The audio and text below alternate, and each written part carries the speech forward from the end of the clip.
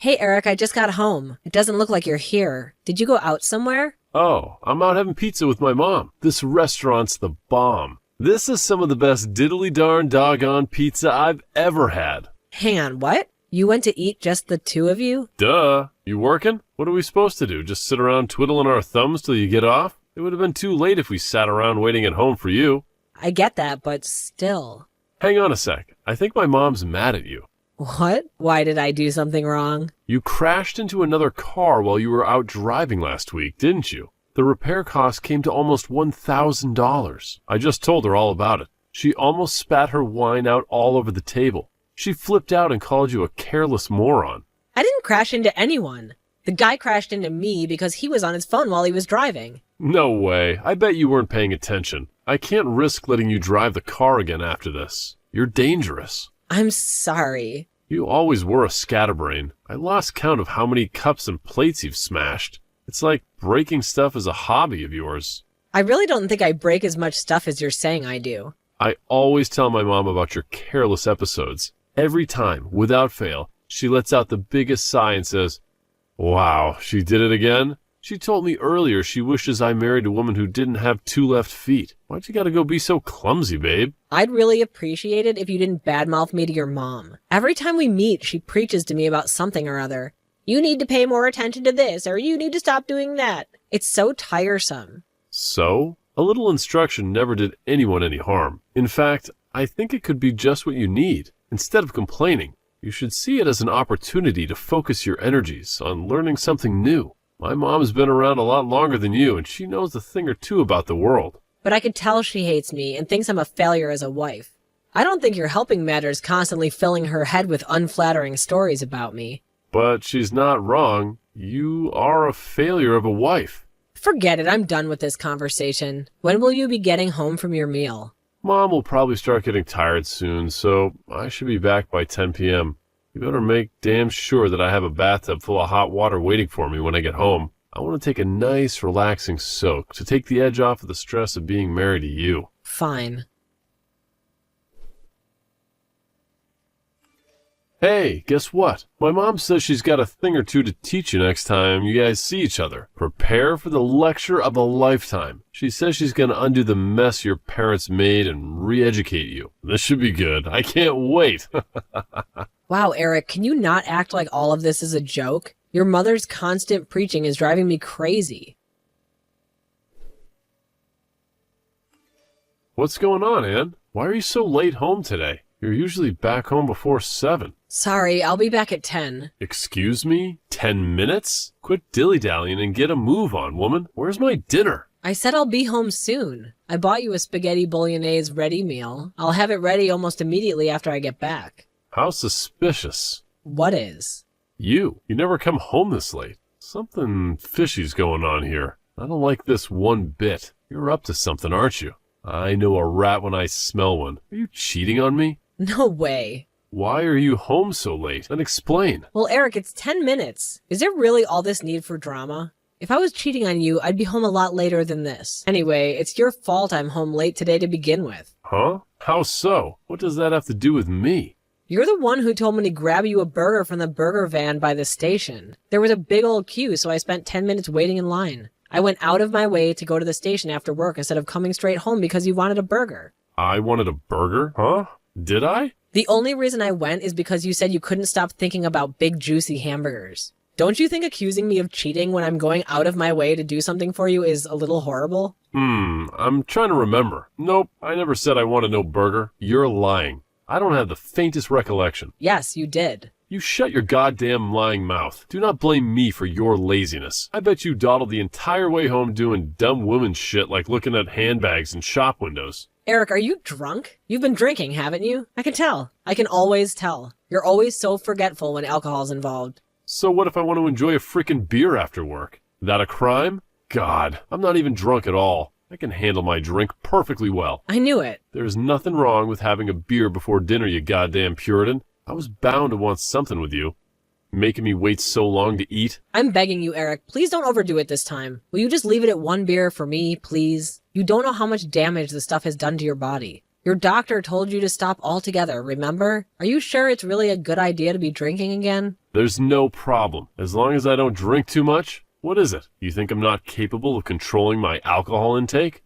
Stop patronizing me already. But are you really? Isn't the reason your scans are coming back showing liver damage precisely because you're not capable of controlling your intake? God damn it, woman. Button it already. Forget this crap. Hurry up and come home and make my dinner. I'll be checking your phone when you get back. Why? Well, I need to find out whether you've been cheating on me. Jesus Christ, Eric, will you stop this? I told you I'm not cheating on you. I'm sure you're probably not, but I gotta check just in case. You never let your guard down around a woman. Anne, are you there? It's me, Natalie, your husband's mother. Why aren't you answering your phone? Where are you right now? Sorry, Natalie, I had my phone on silent. I'm out shopping. You're what? Do you seriously think this is the time to be out shopping? Your husband collapsed. Hurry and get your ass to the hospital. You need to get over here and listen to what the doctors have to say right this instant. Nope, I can't be bothered. You can't be bothered? Your husband's in the midst of a serious health emergency and you can't be bothered? Oh my god, you're pure evil. Do you have any idea how serious this is? Yep, let me guess. He collapsed and got taken to the hospital in an ambulance, right? We've been through this routine more times than I can count. If you know, then why the hell aren't you here by his side? Hurry up and get to the hospital. He got blind drunk again, didn't he? Maybe if he didn't ignore the doctor's repeated warnings to stop drinking, then he wouldn't be collapsing and getting rushed to the hospital like this. Surely you can see he only has himself to blame. Wait, what? Drinking? Has he started drinking again? I thought he was clean. He'd been going to those Alcoholics Anonymous meetings and everything. I guess he didn't tell you. Come to think of it, why would he? He always did like to play the model son whenever you were around. He got one of the worst mother complexes I've ever seen. It's actually gross. Don't you speak about my son that way. How dare you speak ill of him when he's laid up in a hospital bed? Even if he is drinking again, there's no justifying your behavior. I'll speak ill of him as I damn well like. Let's face it, with the way he acts, he makes it impossible to say anything nice about him. What the hell happened between you two? How can you be this cold to him? He's your husband. I couldn't care less what happens to him now. They say what goes around comes around. This is him just getting what he deserves. Stop it. Anyone would think you'd be worried about your husband being rushed away in an ambulance. But no, far from it. You're actually insulting him while he's lying in a hospital bed, unable to defend himself. That poor thing. You are the most horrible wife there ever was. You know what? I've had it. This ends here. If you hate my son's guts that much, then get a damn divorce. If he wants a divorce, then I'll be more than happy to go along with it. Something tells me he's not going to be so forthcoming, though. What makes you think that? He probably can't wait to see the back of you if this is what you think of him. By the sound of it, your marriage has been dead in the water for some time now. He does nothing but badmouth you whenever we see each other. Of course.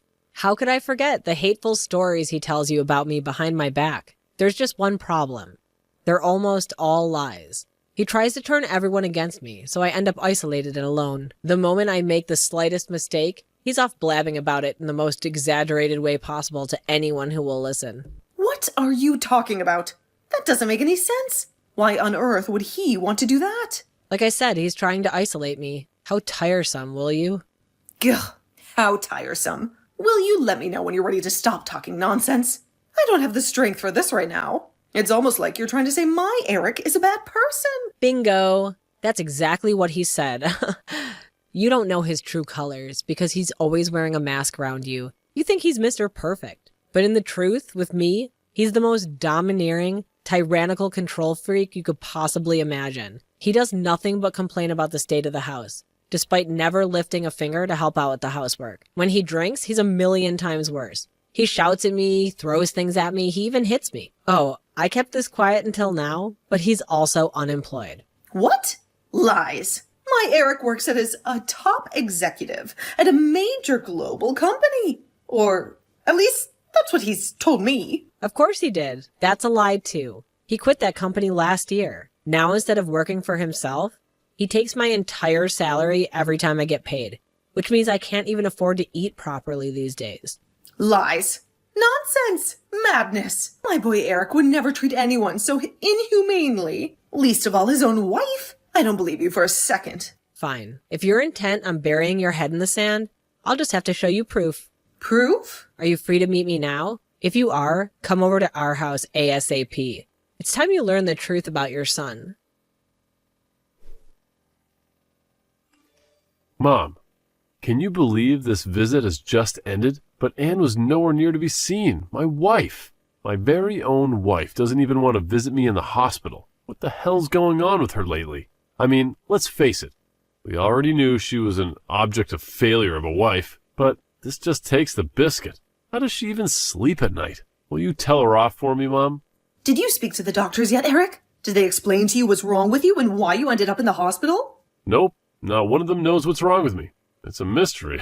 If I had to guess, I'd say I'd probably got food poisoning from my stupid pea-brain moron of a wife's cooking. Her cooking is so bad. I think I'd rather eat my own vomit. You should taste the stuff she calls soup. That stuff would put anybody in the hospital. Damn. What did I do to deserve this? Imagine being hospitalized by my own wife's cooking. It's actually comical when you think about how ridiculous it is. I must be the unluckiest guy in the world. Eric, you will apologize to Anne at once. Huh? Why? Stop blaming her for things that aren't her fault. You were in that hospital bed because you started drinking again, didn't you? You ignored the doctor's warnings and got so drunk you could barely form a sentence. Huh? What? What the heck are you talking about, Mom? All that stuff's behind me. I'm clean now. I haven't been near the bottle in years. Believe me, I take the doctor's warning very seriously. Is that so? I'll tell you what. I'll go and talk to the doctor and find out for myself. Let's ask him directly and find out exactly why it is that you're lying in that hospital bed. No, Mom, don't do it. He's been saving lives. The last thing he needs is you bugging him. Besides, he's only allowed to talk about his patients with their families. I'm your mother, you idiot. Obviously, he'll tell me. What the heck is with you, Mom? I already had a long chat with the doc about my situation. You shouldn't be bugging him anyway. He's a busy guy. Why wouldn't you believe me? You seem different. What's going on? Normally, I believe every word you said without so much as a hint of doubt. But I'm done blindly accepting whatever you tell me. What's gotten into you all of a sudden? Did something happen? Is the stress of me being in a hospital making you go kooky? Look, I get this can't be easy on you, but that's no excuse to be giving me a hard time. Don't patronize me, Eric. I met up with Anne. She's with me now, actually. You're together? If you're with her, tell her to hurry up and visit me in the hospital. This is no way for her to be treating her husband. I won't be telling her that. Why not? I saw what you did, Eric. Saw what? What were all those bruises on Anne's body? I'd never seen anything like it. What have you been doing to this poor girl? Huh? That's not all. She showed me your bank statements, too. You've been spending money like it grows on trees, despite not getting paid a salary for months and months. When did you stop working for Peeps Logistics? And why didn't you tell me that you were unemployed? Have you been lying to me about everything this whole time? Well, no, so it was like, no, I didn't lie to you, Mom. You've been making Anne work like a dog to provide you with money to blow on frivolous junk and beer while lazing around at home, not lifting a finger this whole time, haven't you? Every time I saw you, you'd go on and on about how sick to death you were of her. You practically called her every name under the sun. But the truth is, you were in no position to be criticizing anyone, were you? Mom, please, you have to hear me out. First of all, about those bruises on Anne's body, before you go off jumping to these crazy conclusions, there's a perfectly reasonable explanation as to how she got them. You see, she's always been really clumsy. She has this stupid habit of bumping into things around the house. You know, desks, doors, cupboards, drawers, that kind of thing. Surely I don't need to tell you how careless she can be. Remember all those stories I told you about her doing dumb stuff? She has bruises all over her body, Eric. Even on her back. You can't seriously be telling me she got these from bumping into a table. These aren't from bumping into things. I couldn't stop crying when she showed me what you'd done to her. Chill out, Mom. It's fine. Dry your tears. There ain't nothing to cry about. Anne wants out, and you're going to go along with the divorce without so much as a complaint. Do you hear me, boy? Do you understand what the implications would be if you refused to give her what she wants? You wouldn't have a leg to stand on if she took you to court over domestic violence. You wouldn't even be able to afford the compensation because you don't have a job. You're going to do the right thing and accept the divorce before it comes to that. Jeez, Mom. Where the heck is this all coming from all of a sudden? I'm not divorcing Anne. She's my wife. Yes, you are, Eric. If you had any sense about you, you'd do exactly what Mom is telling you to do. I can't tell you how excited I am about getting away from you and never looking back. Thankfully, I was able to get out of the house without worrying about upsetting you and facing more of your beatings because you're in the hospital. Anne, is that you? Your mom's helping me get my things together as we speak. Forget all the crap about court and compensation. I don't have the energy for it. Just sign the divorce papers and let's be done with it. We ain't getting no heckin' divorce. Stop being so selfish, damn it. My mind's made up and my will is firm. I'm leaving. I never want to see your face again for as long as I live. What brought on this all of a sudden, babe? Did I do something to upset you? I thought it was weird when you didn't visit me at the hospital, but now this? All of the sudden? Are you being serious? I've wanted out for months now. This is my golden opportunity. Golden opportunity? I collapsed and got rushed into the hospital in an ambulance, and you're calling it a golden opportunity? You're sick. I knew it was now or never, Eric. There's no way I was about to let this chance go to waste. I have no intention of playing the doting wife by your deathbed. I wouldn't visit you if there was a gun to my head. I'm using this opportunity to get away from you while I still can. What'd you just say? My deathbed? You seem to be under the impression that I haven't been to the hospital, but I was there earlier today. You came? When? While you were asleep this morning, the doctor explained your situation to me. He said your liver and pancreas are barely functioning anymore. I was shocked, but I can't say I was surprised. Let's face it, no one's carrying on drinking as much as you do forever. Right? I wanted to talk to you about this when you visited, but you never came. You know about the future. I have no intention of being a part of your life. As your health deteriorates while you fight your self-inflicted illness, nor do I have the obligation to look after you. I'm sick of being your doormat and punching bag, and it ends now. Anne, no, please wait. You're my wife, baby. We're married. It's times like this when we have to be there to support each other more than ever. Wow, you're something else. You can't seriously say that you thought I'd stand by your side after everything you did to me. The only reason I didn't do this months ago is because I felt trapped and afraid. You treated me like less than dirt on your shoe. You made me feel worthless. I wanted to kill myself, Eric. What do you think, I'm suddenly gonna fall apart and start playing the loyal wife just because you found out that you don't have much time left? I never meant to hurt you, baby. What? Even though you hit me and abuse me on a daily basis? How could you want to do anything other than hurt me? Not only that, but you went back out of your way to spread vicious lies about me behind my back to practically everyone we knew. In a way, I think the emotional abuse actually hurt worse than the beatings. What even was I to you? Some tool to take your frustrations out on? I love you, baby. The only reason I told everyone all those things about you is because I wanted to keep you all to myself. I thought that if I could isolate you from your friends and family, I could make you so completely and utterly dependent on me that you'd never be able to leave me, and I can have you all to myself forever. What? It was just my own special way of showing my feelings for you. I did it because I love you, Anne. You have some serious psychological issues. If you're gonna come up with excuses, at least come up with some more convincing bullshit than that. You disgust me. It's true what the doctors say. I might not have long left, but I at least want to spend what little time I have left on this earth with you, babe. Will you stay by my side until the end? Absolutely not. I wouldn't stay by your side if you paid me $1 million. In fact, I won't be wasting another second of my life with you. If you're gonna kick the bucket, I hope you feel nothing but crushing loneliness and regret over what you did to me in your final moments.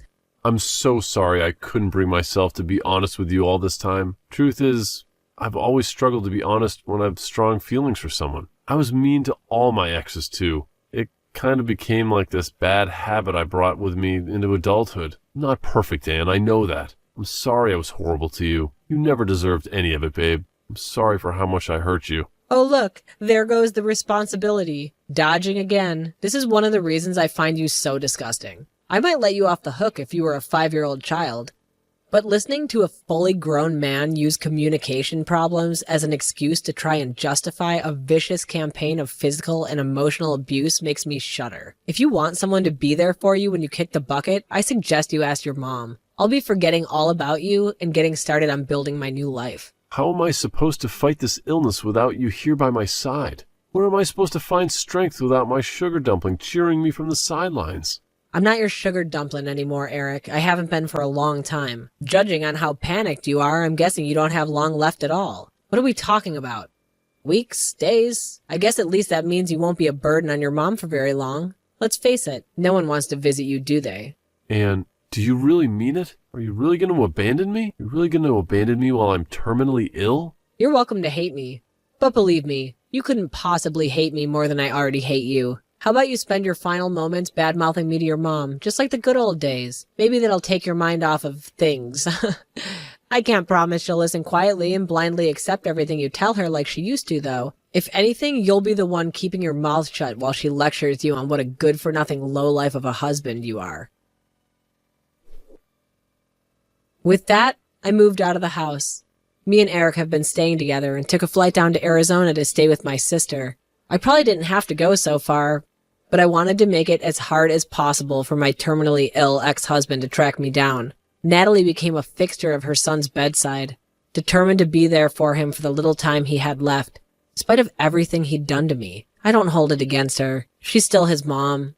And there's nothing stronger than a mother's love, but even the constant presence of his mom didn't help make up for his loneliness, because apparently he did nothing but cry out my name as he drifted in and out of consciousness. Needless to say, I didn't visit him even once. I also ignored all of his messages and eventually decided to block him when I realized he was never going to take the hint. I heard from his mom a year later that he finally passed away. Apparently, he went quietly asleep in his hospital bed while his mom was picking up supplies for him. In the end, he died alone.